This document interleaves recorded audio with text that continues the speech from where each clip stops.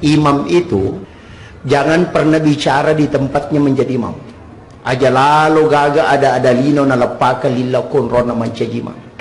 Ya kau angkat atau mewai ada bergeser dari mihrabmu kemudian kau bicara. Magai supaya mihrabmu itu sakral dan dia bisa tembus ketika engkau berbudaya. Kemudian imam jangan tinggalkan masjid 2 waktu, sesudah sholat isya dan sesudah sholat subuh. Ngaku bodoh tapi baca ayatnya canggih. Emang begitu orang alim ya. Barakallahu fikum. Afala yatadabbaruna al-Qur'an. Itu di situ letaknya Pak Bu sebenarnya. Sederhana sekali. Yang selama ini orang salahkan. Saya itu Pak, setiap ke Makassar dari Sidrap, pasti saya singgah di makamnya Guru Kiai Abdul Rahman Ambo Dalle. Pasti saya singgah. Kalau sudah lewat saya kembali. Saya suka bertawassul kepada beliau. Sehingga kirimkan Fatihah, surah Al-Ikhlas, kemudian saya berdoa. Epung, talingak barakah, taliti barakah anak-anak dan keturunanku, pada barakah angkai talingi atau pandrita. Itu namanya tawassul. Ia mina salah ko makadaki opung nganu pas salama ka, itu tawassut namanya, itu yang musyrik. Bedakan ya. Makanya pengantin baru itu disuruh ziarah makam. Sebelum dia berhubungan dengan istrinya, datang ke kuburan, minta kepada Allah supaya berkah yang diberikan kepada wali itu diberikan juga kepada kita kelak ketika anak kita lahir. Maka itu musyrik tidak. Kenapa di kuburan? Karena Nabi Rasulullah sendiri mengatakan bahwa setiap malam Jumat ruhnya orang muslim yang telah wafat dikembalikan oleh Allah ke kuburnya. Itulah sehingga kenapa Nabi ziarah makam setiap jam 12 malam di malam Jumat, nanti pulang kalau menjelang subuh. Kita ziarah makam sudah lebaran, datang selfie-selfie, tidak ada doa. Tidak begini dia mau, enggak, di sana saja. Kumiru kampung nanti. Maka dah boleh, boleh. Ada dalilnya, ada di dalam Al-Quran. Kita baca setiap sholat. Ihdinas siratal mustaqim, siratal ladzina an'amta alaihim. Kenapa kita pakai siratal ladzina an'amta alaihim, bukan siratal nabi, bukan siratal malaikah, tapi kenapa siratal ladzina? Jalannya orang-orang an'amta yang telah engkau beri nikmat. Itu yang kita minta. Ini kan, makanya ziarah makam itu penting sekali. Datangi makam, bacakan Fatihah, baru minta kepada Allah. Jangan minta di makam. Cuma kita di situ meminta kepada Allah setelah membacakan, karena di situ bisa nyambung.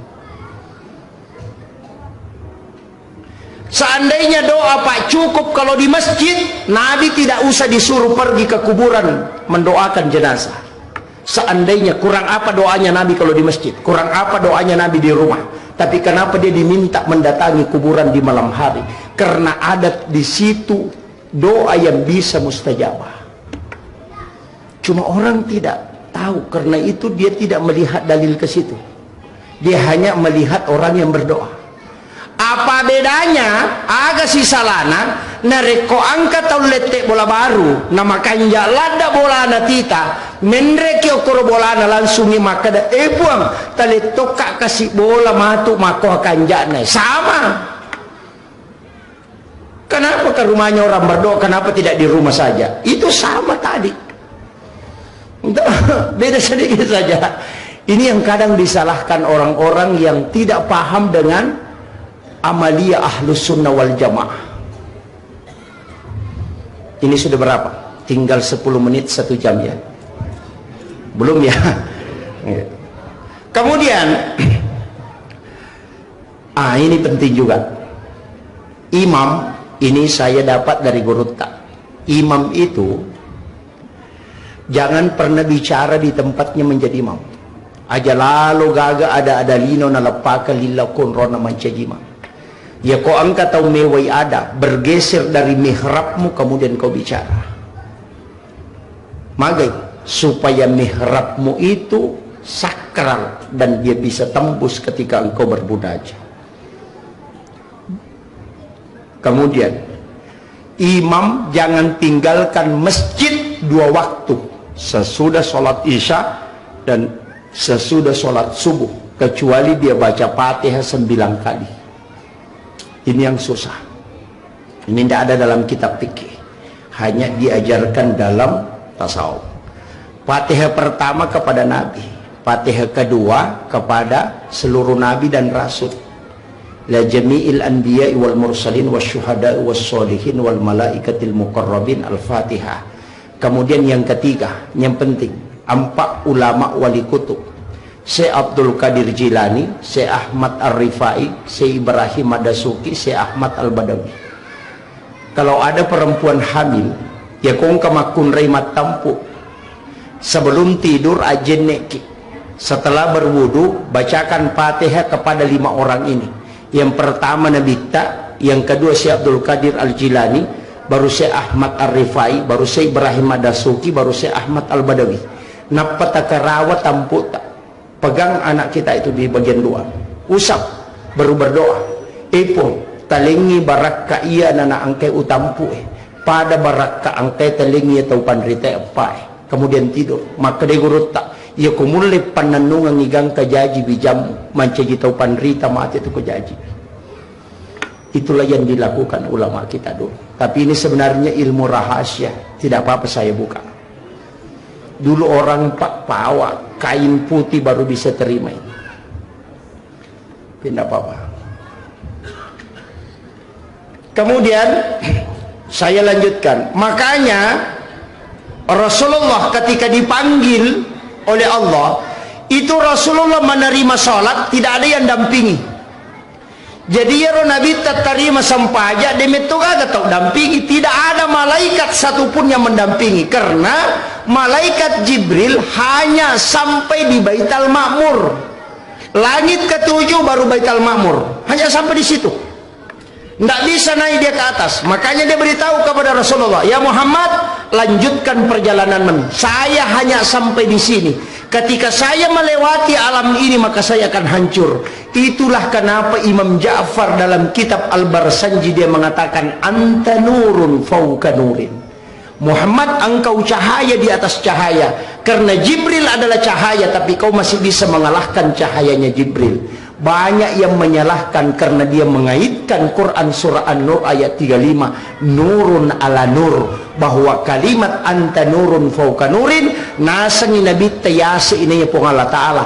Padahal yang dimaksud Imam Ja'far adalah Rasulullah anta nurun fauka nurin, di atasnya Jibril. Itu kuncinya. Karena di Baitul Ma'mur inilah malaikat bertawaf. Nah, di situ kan ada tiang aras. Sebelah kanan tiang aras itu, di situ mimbarnya Nabi Ibrahim. Itu jalur masuk ke dalam surga. Di sebelah kirinya itu jalur masuk neraka. Di situ mimbarnya Rasulullah. Kru mimbarakna Nabi tak. Makanya Sayyidina Ali kan bertanya, kenapa mimbarmu di situ ya Rasul? Agar nasa Nabi tak, saya meminta kepada Allah supaya diletakkan di sebelah kiri aras. Magai, karena itu jalur masuk ke neraka. Kalau nanti ketika ada umatku yang akan digiring masuk ke neraka, maka saya akan turun dari mimbarku dan bersujud di hadapan Allah, minta supaya dia diampuni dan dimasukkan ke dalam surga. Itulah makna kalimat wasyarafa wattarajata aliyata rafiyah wa ba'ashu maqamam mahmunan alladhi wa'adata innaka la tukhliful mi'ad. Makanya Rasulullah mengatakan, siapa yang mendengarkan azan kemudian dia menjawab dan bersalawat kepadaku, kemudian membaca doa sesudah azan, maka pasti dia mendapatkan syafaatku. Karena di situ janjinya Rasulullah. Cuma banyak orang tidak memanfaatkan ini, Pak Bu.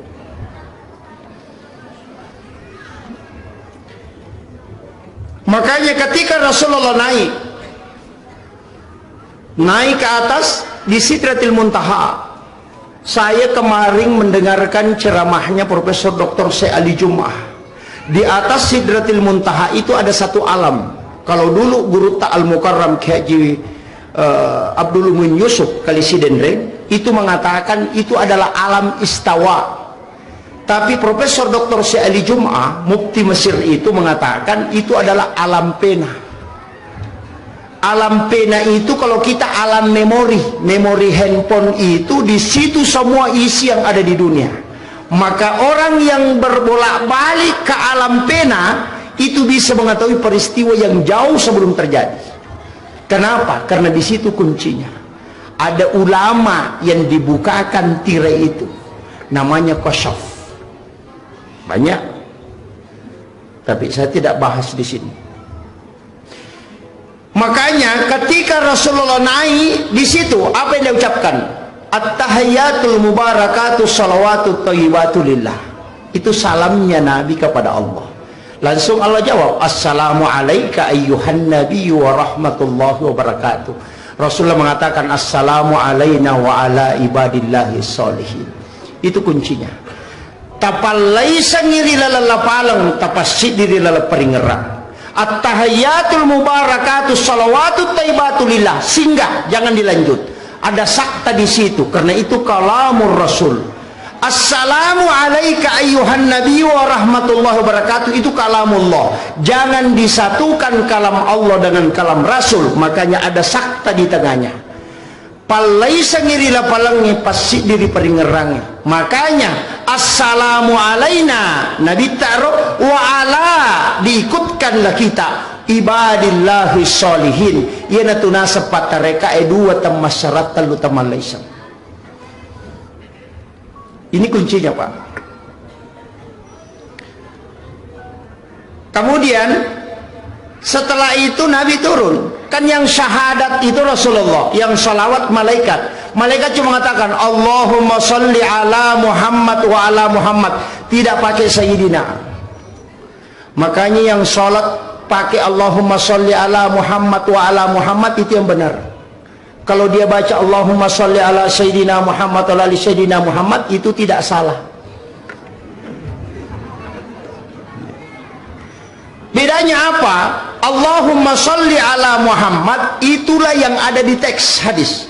Allahumma sholli ala Sayyidina Muhammad itu yang mapakia dak lori nabi tak. Saya mengambil analogi sederhana. Kalau saya minta air minum satu gelas, orang kasih naik satu gelas air minum dia letakkan di sini, maka itu melaksanakan perintah. Tapi kalau dia ambil satu gelas air kemudian dia mengambil sedikit mangkuk kecil, baru dia letakkan di bawahnya, baru dia angkat, maka itu mapakiada. Allahumma sholli ala Muhammad melaksanakan perintah, Allahumma sholli ala Sayyidina Muhammad mapakiada illauri nabitta. Sedikit saja bedanya.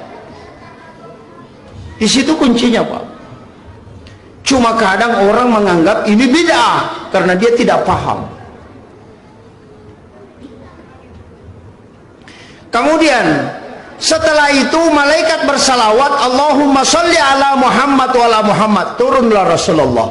Ketemu Jibril kembali, diantar turun ketemu dengan Nabiullah Ibrahim alaihissalam di langit ketujuh. Nabi yang paling tinggi tempatnya, Pak, itu Nabi Ibrahim. Langsung ditanya, agamu poliang? Coba, Pak, manusia itu kung katalo Malaysia nang karewa aga na poliang Milo manusia bi ang katalo umrah aga na poliang cerek kristal begitu.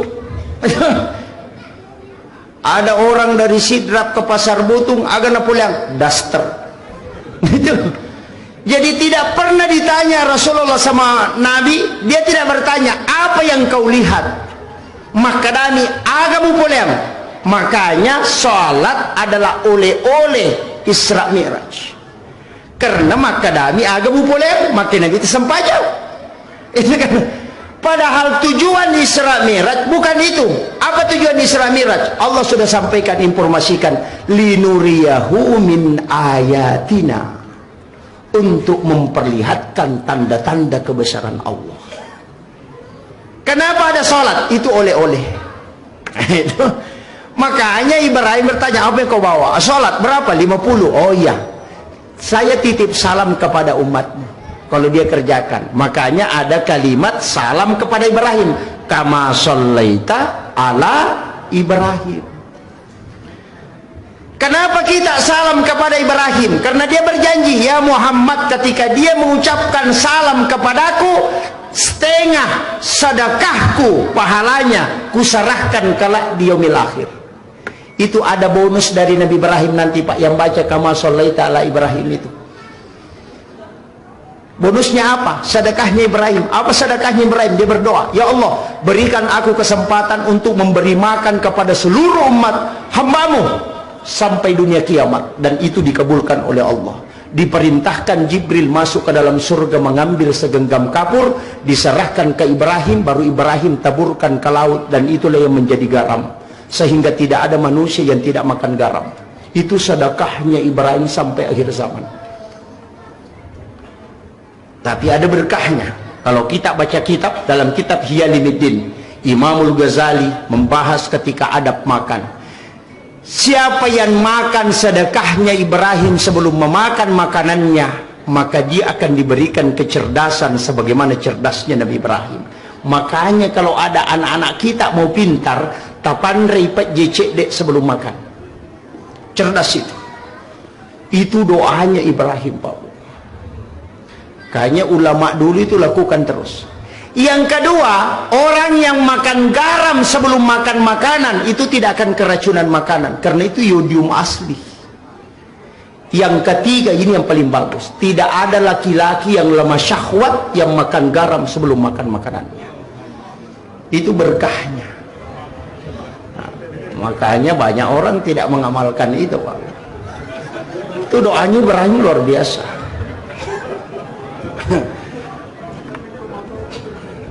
Kemudian turun dia ke bawah, ketemulah dia dengan Nabi Musa. Nabi Musa lagi bertanya, apa yang kau bawa Muhammad? Rasul hanya mengatakan sholat. Berapa? 50. Tunggu dulu, banyak itu. Umatku saja yang kuat umurnya panjang, itu berat dia lakukan, apalagi kalau umatmu. Sehingga Nabi dengan saran Nabi Musa naik mengurang, minta kurang. Nabi dikurangi 5, naik lagi disuruh Nabi Musa kurang terus. 9 kali Nabi bolak-balik, tinggal 5. Nabi Musa mengatakan, naik lagi Muhammad, cukup 1 untuk kamu. Rasulullah apa yang dia bilang? Saya setiap naik 1 kali dikurangi 5. Dari 50 menjadi 5. Kalau ini yang 5 lagi, nah saya naik pasti habis. Kacica menrek tak 5 kurangi, nah 5 menit, ya kau menrek acapu. Nabi mengatakan, Rasulullah mengatakan, wahai Musa, saya malu lagi ketemu dengan Allah. Saya berat. Apa kata Musa? Meneteskan air mata Nabi Musa dan dia mengucapkan, Ahmad Ruhullah, Muhammad Habibullah. Siapa yang membaca kalimat ini ketika khatib duduk di atas mimbar untuk mengambil khutbah kedua, dia meletakkan tangan kanannya di dada sebelah kiri, dia menutup matanya, kemudian membaca Ahmad Ruhullah, Muhammad Habibullah, maka orang ini kala akan dikenali langsung oleh Rasulullah di yaumil akhir. Kenapa Nabi Musa mengatakan Ahmad Ruhullah? Karena satu yang tidak bisa dilakukan Nabi Musa dan tidak diberikan oleh Allah, dia sudah bicara dengan Allah, doanya sudah diterima, tapi ada satu yang tidak bisa, ketemu langsung dengan Allah. Hanya Rasulullah yang bisa ketemu langsung. Ketika turun Nabi ketemu Nabi Musa, nurnya Allah ada di wajahnya Rasulullah, sehingga Musa mengatakan Ahmad Ruhullah. Artinya di dalam nurnya Rasulullah saya melihat wajah Allah. Itulah yang membuat Nabi Musa menyuruh Nabi bolak-balik sampai 9 kali, karena dia ingin menikmati wajah Allah di wajahnya Rasulullah. Itu hanya alasannya Nabi Musa. Kayaknya kuncinya di situ, Pak. Setelah Rasulullah turun sampai ke bumi, dijaga betul 2 hari oleh malaikat Jibril. Setiap masuk waktu sholat disuruh sholat. Muhammad waktu subuh sudah masuk, Muhammad waktu duhur sudah masuk, asar sudah masuk. Makanya itu hanya pakai ukuran. Fajar sudah terbit, sampai matahari terbit sudah selesai, habis waktu subuh. Setelah bayangan sudah lewat dari bagian atas, sudah lewat sedikit, waktu duhur sudah masuk. Kemudian setelah bayangan lebih panjang daripada bendanya, asar sudah masuk Muhammad. Ketika matahari sudah tenggelam sempurna, maka masuk waktu maghrib. Setelah bayangan merah di ufuk barat sudah hilang, maka masuk waktu isya. Setelah muncul fajar kasib, maka itu habis waktu isya. Maka itu dijaga betul Nabi untuk diberitahu waktu sholat, bahwa ini perantara pembukaan sholat masuk akhir ini. Makanya Rasulullah mengatakan tidak ada jedah di situ kecuali sholat subuh sampai ke duhur. Yang lain itu nyambung terus. Makanya Rasulullah mengatakan kalau ada orang sholat duhur, dia sudah ruku 1 kali 1 rakaat, kemudian bangkit, kemudian orang azan asar, maka dia tetap dihukumi sholat pada waktu duhur. Kenapa? Karena kepalanya masih di duhur walaupun ekornya ada di asar. Itu kuncinya. Jadi jangan mengatakan yang terlambat itu sholatnya tidak sah. Tidak. Cuma mendapatkan ampunan karena dia sudah berdosa. Ini penting.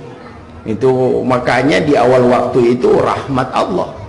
Kalau mau ambil rahmat awal, sama dengan kalau Pak Sekca mengundang. Kalau undangan jam 8, rapat jam 8, kita datang jam 7, pasti dia senang. Ini orang rajin betul. Tapi kalau undangan jam 8, jam 11 baru kita hadir, pasti Pak Camat geleng-geleng kepala, ini mau datang rapat atau mau bikin jengkel. Maka begitulah sehingga dimaafkan namanya. Dalam sholat pun begitu. Siapa yang datang sebelum masuk waktu sholat, maka orang itu kalau bercahaya seperti cahayanya bulan kalau dia di kemudian. Kenapa? Dia datang sebelum dipanggil. Imam Malik mengatakan, ya kau angkat tau bapite na lo masigi tau kutu ya. Apa yuli pinak pelau. Iya, aja coba. Ini nih Imam Malik, ini Imam Malik ini. Kemudian di dalam sholat Nabi menangis setelah melaksanakan sholat. Magina terri nabita, karena ada kekurangan. Ternyata sholat yang 50 itu hilang. Hanya 5 yang bisa dia lakukan 5 waktu. Maka turunlah malaikat Jibril memberikan obat ke kalbunya Rasulullah.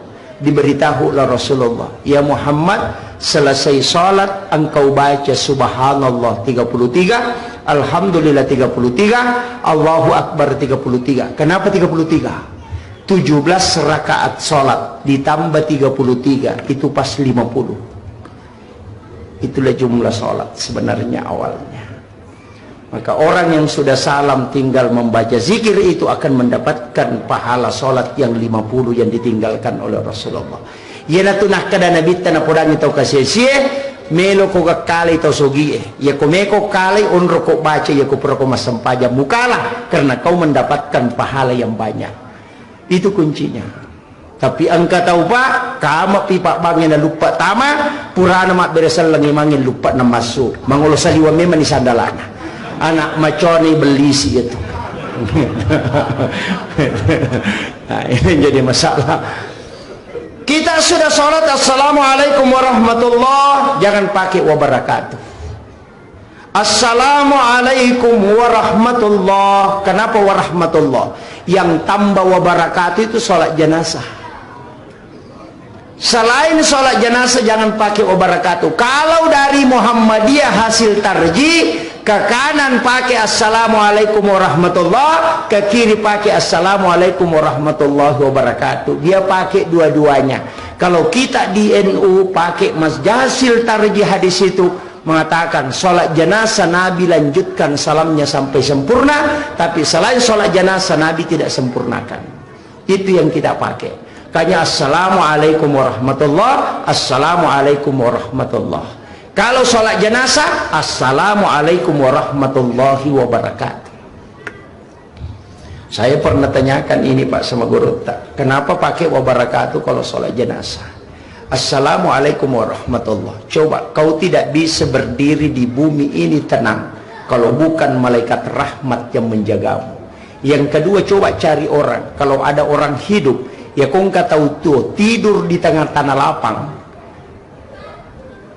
Anjing dari jauh sudah menggonggong karena ada malaikat yang memagari kita. Tapi ketika orang meninggal, dari jauh anjing itu tidak akan menggonggong, langsung dia menggigit ke situ. Kenapa? Karena malaikatnya sudah pergi. Dari situlah ada kalimat Assalamualaikum warahmatullahi dan Assalamualaikum warahmatullahi wabarakatuh. Itu intinya, Pak. Kemudian yang terakhir, ini sudah 1 jam, Pak. Saya harus ke Sidrap. Besok ada acara di Boneh. Jadi makanya saya atur jam 10 ya, bisa, insya Allah. Makanya ada satu bacaan dalam sholat itu berubah, Pak. Setelah Nabi sholat dari Isra Mi'raj, semua gerakan pergantian cuma satu kalimatnya, Allahu Akbar. Tapi 1 tahun 3 bulan Nabi sholat dari peristiwa Isra Mi'raj itu berubah Allahu Akbar. Ketika bangkit dari ruku berubah menjadi Sami Allahu liman hamidah. Padahal awalnya Allahu Akbar. Kenapa bisa berubah? Itu berkat Sayyidina Ali karamallahu wajhah. Kenapa Sayyidina Ali disebut gelarnya karamallahu wajhah, yang dikeramatkan wajahnya oleh Allah? Karena satu-satunya sahabat Nabi yang tidak pernah melihat kemaluannya selama hidupnya hanya Sayyidina Ali, sehingga diberi gelar karamallahu wajhah. Itu keistimewaan beliau. Sayyidina Ali itu pulang dari dakwah, tiba di rumahnya, mendengarkan Hasan dan Husain anaknya menangis. Makanya dia tanya, kenapa anak tak? Magi anak tak teri. Istrinya mengatakan, dari tadi pagi dia tidak makan. Kemudian Sayyidina Ali mengatakan, saya tidak punya uang. Istrinya mengatakan, ada uang 6 dirham. Inilah yang kita pakai untuk membelikan makanan untuk anak kita. Nalai Sayyidina Ali di 6 dirham, jalan kaki dia meninggalkan rumahnya menuju ke pasar untuk membeli roti. Tidak jauh dari rumahnya langsung ada orang peminta-minta. Langsung mengatakan, bantu aku, sudah 2 hari tidak makan. Sayyidina Ali mengatakan, ini yang lebih parah, anakku baru setengah hari, ini sudah 2 hari. Dia mengambil uang 2 dirham, itu dia masukkan untuk dia bantu. Kemudian melanjutkan perjalanan dengan membawa uang 4 dirham. Tiba di tengah perjalanan, kembali ada orang yang baring di atas pasir. Bantu aku anak muda. Sayyidina Ali mengatakan, kenapa? Bantu aku, saya sudah 5 hari tidak makan. Dia mengatakan, ini yang lebih parah. Dia mengambil 2 dirham, kemudian dia sedekahi. Kemudian dia melanjutkan perjalanan. Di pintu pasar ketemulah dia orang tua. Angka pas sapak bembe okwalona. Dia masukkan tali kambingnya di dalam lehernya. Baru dia putar di tangannya. Baru dia baring di dekat pintu pasar. Kenapa? Karena kambing yang dia mau jual dia sudah tidak bisa tahan. Dia mengatakan, siminggu ni nak dewandre. Naiya bembe na cataralah.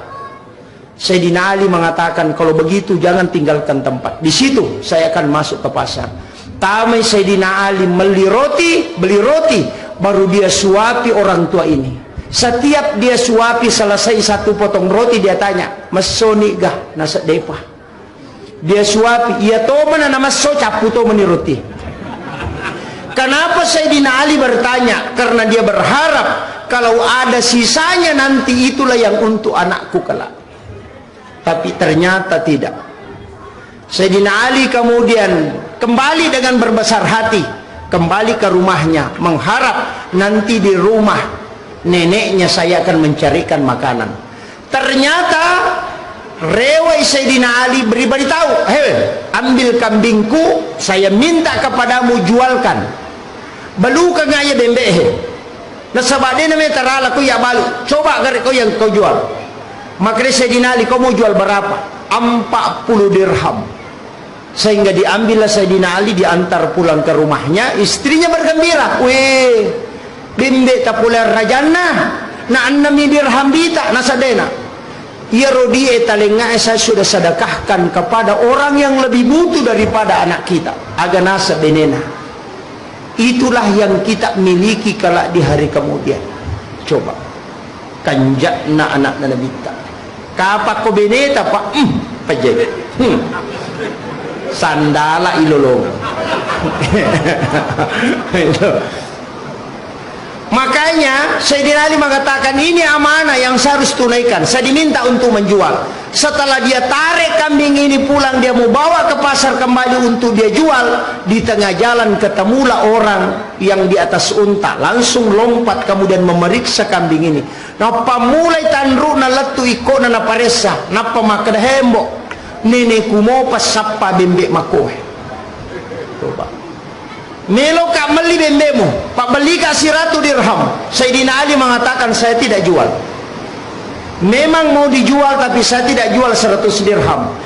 Kalau begitu anakmu kasih saya 200. Sayyidina Ali mengatakan saya tidak jual. Kasih saya 300. Sayyidina Ali mengatakan saya tidak jual. Langsung orang tua itu mengatakan, berapa kau mau jualkan saya akan bayar. Agar nasa Sayyidina Ali, saya akan menjual dengan harga 40 dirham. Bayangkan Pak,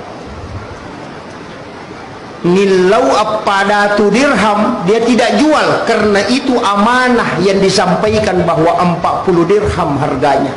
Seandainya ini yang dipakai sama orang Pak, selamat negara.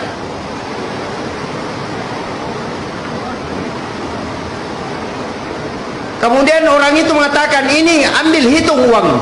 Dia hitunglah Sayyidina Ali, cukup 40, dia mau pergi. Dia mengatakan, tunggu, saya berikan hadiah kepadamu dengan jumlah totalnya 600 dirham. Ambil itu hadiah kambing. Sayyidina Ali kembali mengambil itu, kemudian membawa ke orang tua ini tadi. Langsung dia ketemu, ini harga kambingmu sudah laku 40 dirham. Ini ada uang hadiah kambingmu, bukan milik saya, ambil semuanya. Dia tidak ambil karena ini hanya amanah yang diberikan kepadaku. Keuntungan apapun itu adalah miliknya. Itu Sayyidina Ali Pak. Padahal dia butuh sekali. Kemudian Sayyidina Ali minta izin, saya harus pergi, amanahmu sudah saya tunaikan. Setelah Imam Ali berbalik, langsung dipegang pundaknya, tinggal sebentar, saya mau tanya, kau kenali saya atau tidak? Dia mengatakan tidak. Saya tanya, kau tahu orang yang di dekat rumahmu yang kau sedekahi 2 dirham? Dia mengatakan tidak. Yang di tengah jalan, yang tadi di tengah jalan yang minta 2 dirham, kau juga sedekahi? Kau kenali dia atau tidak? Agak Sayyidina Ali tidak. Apa kata orang tua ini? Yang di dekat rumahmu tadi itu adalah saya. Yang di tengah jalan juga adalah saya. Yang beli kambing itu juga saya. Yang di sini juga saya. Langsung Sayyidina Ali mengatakan, siapa kau sebenarnya? Dia mengatakan, saya adalah malaikat Jibril yang diutus oleh Allah menguji keimanan. Bayangkan. Sayyidina Ali itu meneteskan air mata karena dia melihat bayangan kepalanya sudah hampir masuk duhur. Sayyidina Ali mengatakan dalam hati, jangan sampai karena harta ini saya lalai tidak melihat wajahnya Rasulullah keluar dari kamarnya. Itu tangisannya Sayyidina Ali.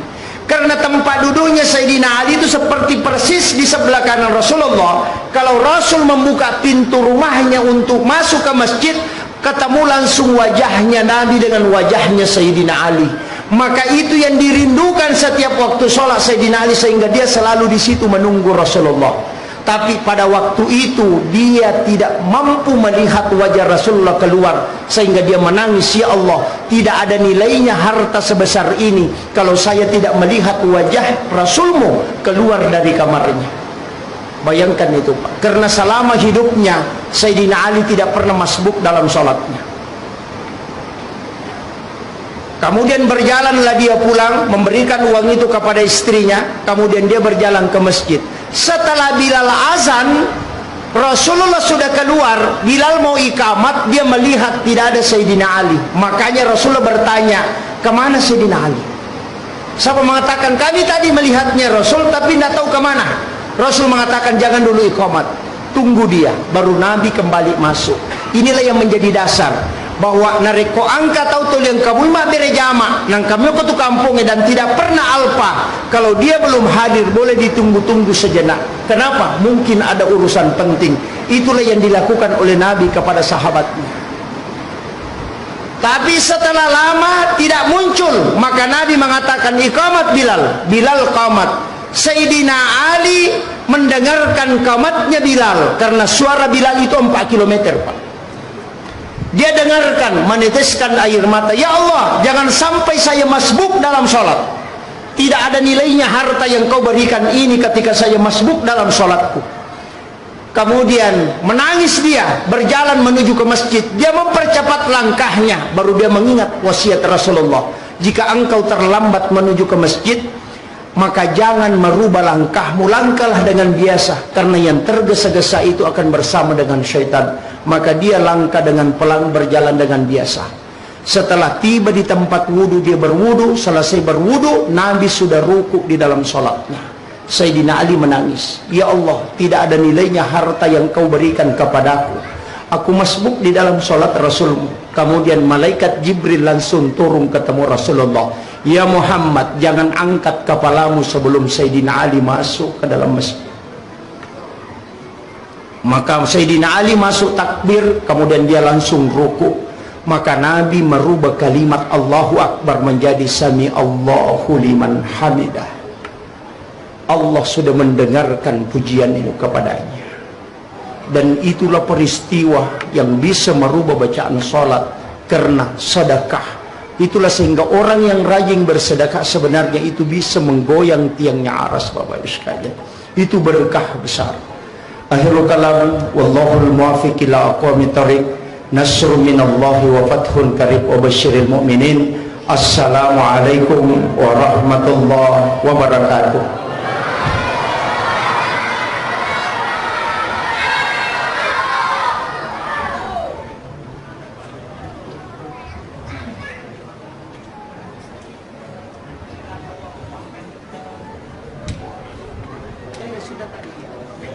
Hadirin dan hadirat jamaah yang sama-sama berbahagia, yang sama-sama dimuliakan Allah Subhanahu wa taala.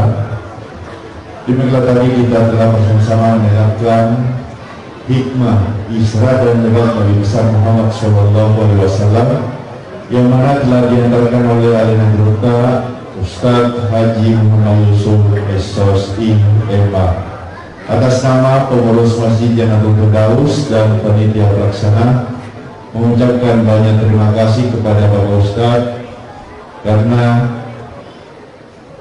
sudah meluangkan waktu untuk hadir membawakan hikmah Isra dan